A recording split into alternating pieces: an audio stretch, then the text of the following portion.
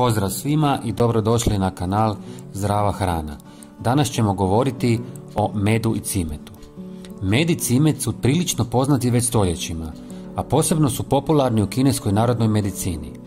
Med ima to svojstvo da mu nikada ne istječe rok trajanja, dok je cimet nekada bio toliko dragocjen da ga je jedino car mogao dobiti i to kao poklon.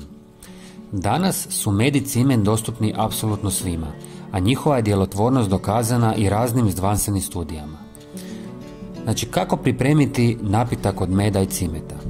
Ovaj napitak koji čisti organizam se sastoji od mješavine meda i cimeta te vode. Prokuhate 4 decilitra vode, a prethodno u bocu ili čašu stavite 1 čajnu žličicu cimeta u prahu.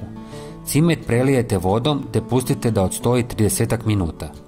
Kada se napitak ohladi, dodajte 2 čajne žlice meda i promiješajte. Na prazan želudac nakon buđenja popijte pola napitka, a drugu polovicu prije odlaska na počinak. Cimet ima antibakterijska, antiupalna svojstva, a uz to može smanjiti krvni tlak, kolesterol pa i količinu tjelesne masnoće.